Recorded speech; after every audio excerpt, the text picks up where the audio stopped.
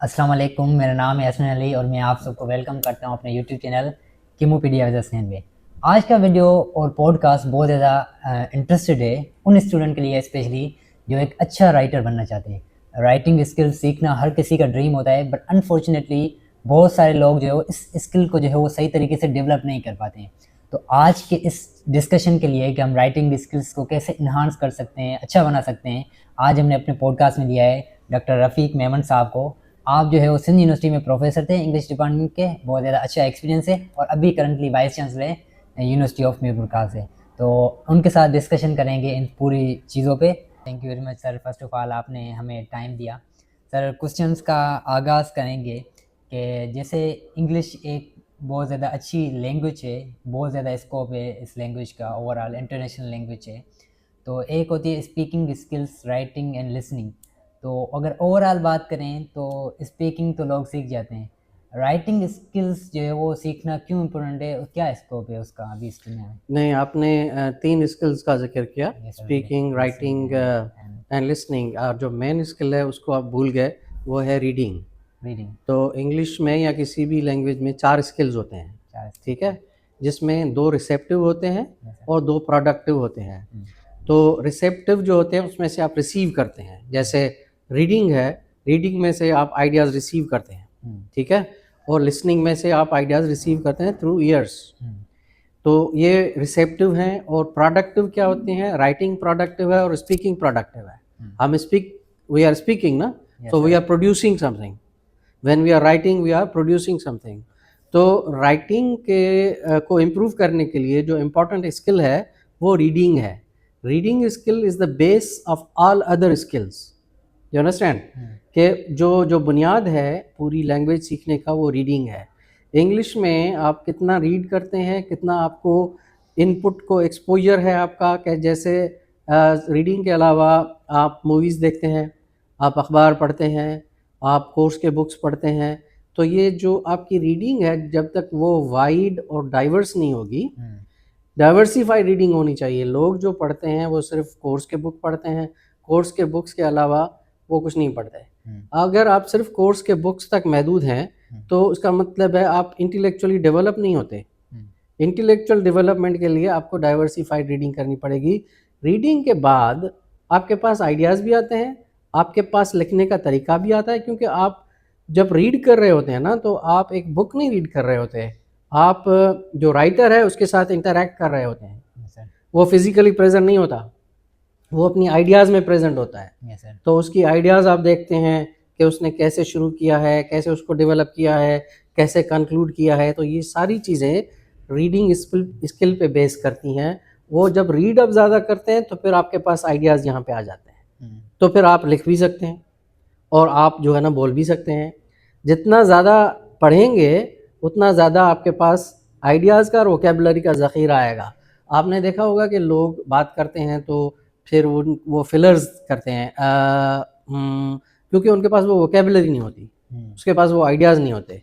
अगर आप ज़्यादा पढ़ेंगे, दुनिया के इनकलाबात पढ़ें, दुनिया की हिस्ट्री पढ़ें, अपने बुक्स पढ़ें और मतलब सब कुछ पढ़ें, जो भी आपके सामने आए वो पढ़ें, अखबार पढ़ें, करंट अफेयर्स पढ़ें, पढ़ेंगे तो यू आर वेल वर्स्ड। आपका दिमाग आइडियाज़ से भरा हुआ होगा। और जब आपका दिमाग आइडियाज़ से भरा हुआ होगा तो आपको कहीं पे भी बात करने के लिए कोई दुश्वारी नहीं होगी, आपको लिखने के लिए कोई दुश्वारी नहीं होगी। तो reading skill is the base for all other skills. अच्छा। अच्छा सर, ये हम राइटिंग स्किल पे वापस आएंगे। जैसे देखा जाता है कि कम स्टूडेंट्स ही होते हैं जो अच्छे राइटर बनते हैं ओवरऑल। वैसे कोशिश तो बहुत सारे करते हैं, बट कुछ स्टूडेंट होते हैं। आपका बहुत ज़्यादा अच्छा एक्सपीरियंस है टीचिंग का, माशाल्लाह। जो लास्ट मैंने इंटरव्यू लिया था प्रोफेसर डॉक्टर ज़हीन नूरानी साहब से, तो वो भी बता रहे थे, वो हमारी यूनिवर्सिटी के पहले वाइस चांसलर थे, तो वो बता रहे थे कि मैंने खुद भी जो है आपसे ही इंग्लिश जो है पढ़ी हुई। तो आपने कौन कौन से फैक्टर्स जो है ऑब्जर्व किए हैं कि इनकी वजह से स्टूडेंट की राइटिंग स्किल्स इतनी डेवलप नहीं हो पा रही, कौन सी मिस्टेक्स कर रहे हैं? देखें, एक तो जो इंग्लिश लैंग्वेज के क्लासेस हैं ना, यस सर। वो साइज़ में बहुत बड़े होते हैं। राइटिंग के लिए आपकी क्लास टेक्निकली होनी चाहिए 25 स्टूडेंट की या 30 स्टूडेंट्स की मैक्सिमम। हमारे यहाँ इंग्लिश क्लासेस जो कंपलसरी होते हैं उसमें 150-200 स्टूडेंट्स होते हैं। Writing is by practice. तो अगर आप जब तक लोगों को नहीं, स्टूडेंट्स को आप प्रैक्टिस में इन्वॉल्व नहीं करेंगे, वो राइटिंग स्किल उनकी डेवलप नहीं होगी। लार्ज क्लासेस में आपको क्या होता है कि आप 15 मिनट अटेंडेंस में लगाते हैं, फिर बच्चों को चुप कराने में लगाते हैं। क्लास टोटल 50 मिनट की होती है, उसमें से 25 मिनट निकल जाते हैं, बाकी 25 मिनट में आप पढ़ाएंगे। पढ़ाना टीचर का काम नहीं है, टीचर का काम सिखाना है। जो सीख होनी चाहिए क्लासरूम में वो होती नहीं है। सिर्फ टीचर पढ़ाता है, वो समझता है उसका काम हो गया, फिर वो चला जाता है। दैट इज़ मतलब वही प्रॉब्लमेटिक है। अगर आप चाहते हैं कि स्टूडेंट्स सीखें तो स्टूडेंट्स को आप सिखाने में इंगेज करें। Provide students with multiple channels of engagement inside the classrooms, activities कराएं। और राइटिंग जो है ना, एक इनबॉर्न गिफ्ट होता है। जो क्रिएटिव राइटर्स होते हैं, जो शायर होते हैं, जो नसर निगार होते हैं, जो नावलिस्ट होते हैं, उनके पास एक इनबॉर्न क्वालिटी होती है। अगर आप डेवलप करवाना चाहते हैं तो this has to be through practice rather than through lecture.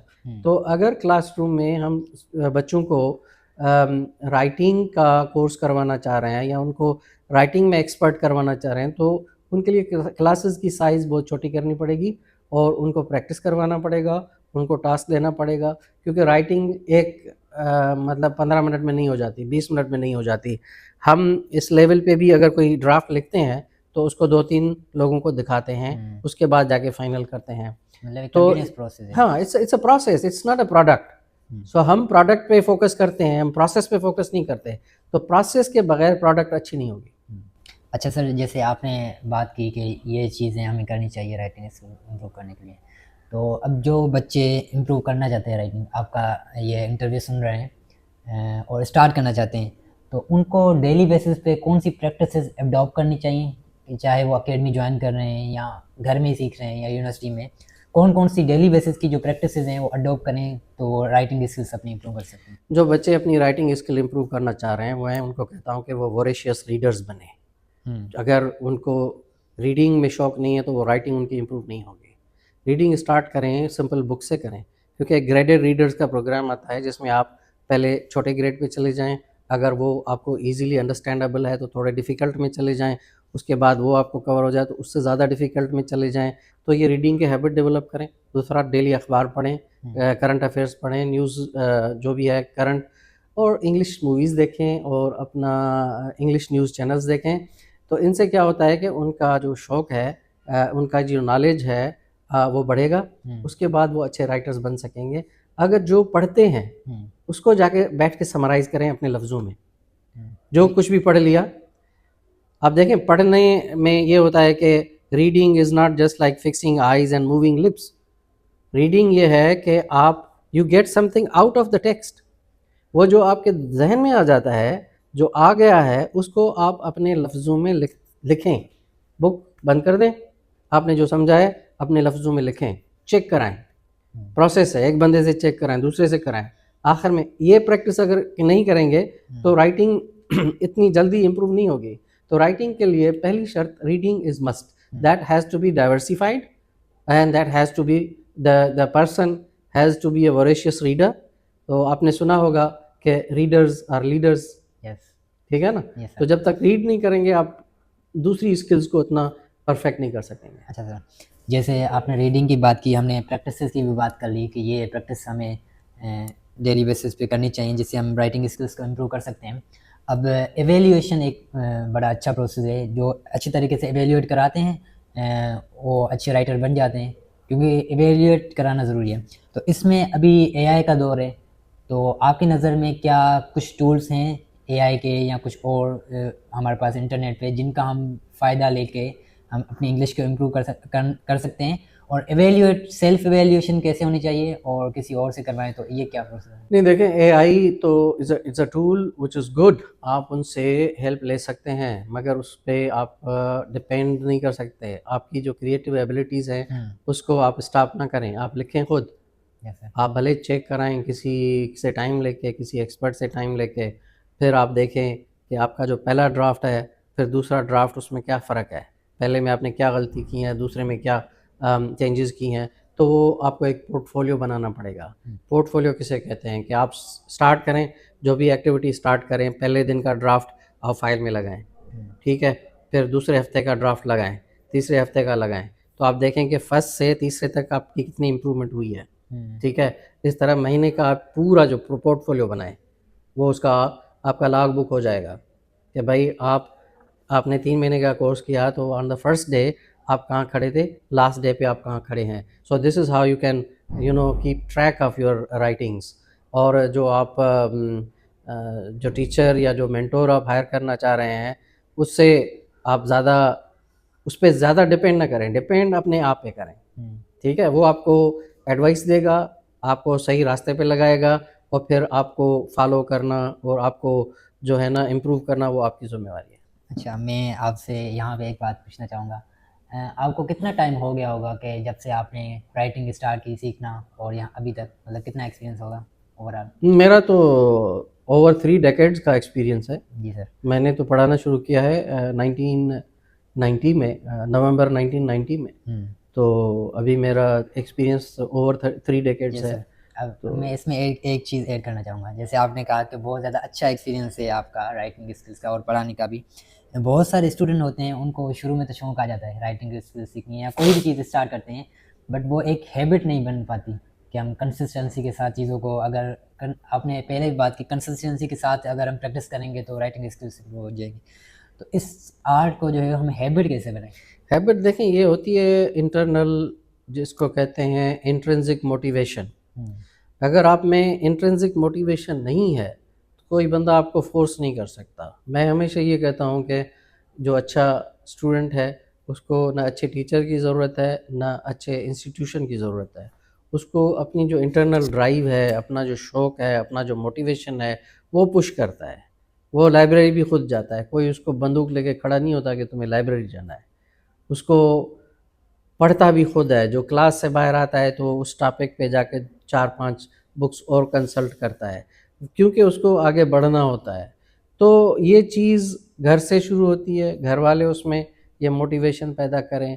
कुछ बच्चे जो हैं, उनके हालात उनके लिए मोटिवेशन पैदा करते हैं, और जो आपका एनवायरनमेंट है वो मोटिवेशन पैदा करता है। तो डिपेंडिंग कि कौन से एनवायरनमेंट में आप बढ़ रहे हैं, आपके दोस्त कौन से हैं। दोस्त ऐसे भी होते हैं जो यूनिवर्सिटी का नाम लेके कहीं और चले जाते हैं।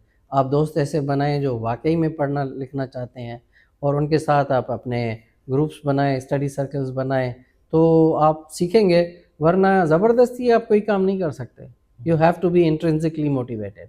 एक होती है नीड, एक होती है वांट। ठीक है, नीड ये है कि आपको डिग्री चाहिए जॉब लेने के लिए। वांट ये है कि you are passionate about learning something regardless of getting job. आपको जॉब मिले ना मिले, आपने पढ़ना है, सीखना है, आपने आइडियाज़ को इनरिच करना है कि आप कहीं पे जाएं, आप बात कर सकें, कहीं किसी भी फोरम पे आप बात कर सकते हैं। अगर आप इंट्रिंसिकली मोटिवेटेड हैं, आप पढ़ना चाहते हैं, आप मोबाइल फ़ोन का कैसे इस्तेमाल करना चाहते हैं। अगर आप चाहें तो सारा दिन फेसबुक भी देखें, व्हाट्सएप देखें, और आप चाहें तो बुक खोल के उस पर पढ़ सकते हैं। तो ये आपकी चॉइस पे डिपेंड करता है, आपके मोटिवेशन पे, आपके माहौल पे। आप फर्स्ट आपका घर का माहौल है, दूसरा आपका यूनिवर्सिटी का माहौल है, आपके दोस्तों का है। ये सारी चीज़ें हैं उसमें, ओवरऑल कंट्रीब्यूट एनवायरनमेंट का है। करती हैं उसमें। लास्ट में सर, जो स्टूडेंट्स इंप्रूव करना चाहते हैं राइटिंग स्किल्स, पूरा आपका पॉडकास्ट सुना है, हम्म। लास्ट में आपकी पूरी ज़िंदगी के एक्सपीरियंस से लास्ट में एडवाइस क्या होगी, कंक्लूडिंग नोट? लास्ट में एडवाइस ये है कि भाई, nobody is going to take your responsibility, make good use of your time. अगर आपका टाइम जो 4 साल है आपका यूनिवर्सिटी लेवल पे, अगर उसको आपने अच्छा इस्तेमाल किया, बाकी rest of the life you will enjoy. अगर ये टाइम आपने बर्बाद किया, तो आप rest of the life you will regret. ठीक है, तो ये जो टाइम है, ये आप डेली 3 घंटे 4 घंटे अपनी स्टडी पे फोकस करें। Make good use of it, and अपनी स्टडीज़ को परफेक्ट करें। 4 साल के बाद आप देखेंगे कि खुद एक डिफरेंट इंसान होंगे, आपको जॉब मिल जाएगी, या आप जॉब देने वाले बन जाएंगे। आप अपना कारोबार शुरू कर सकते हैं, आप अपने स्टार्टअप शुरू कर सकते हैं। तो इन 4 सालों को अगर आपने ज़ियान किया, तो फिर पूरी ज़िंदगी आप पछताएंगे। जी तो सर, तो ये ओवरऑल पॉडकास्ट था। थैंक यू वेरी मच, आपने हमें टाइम दिया।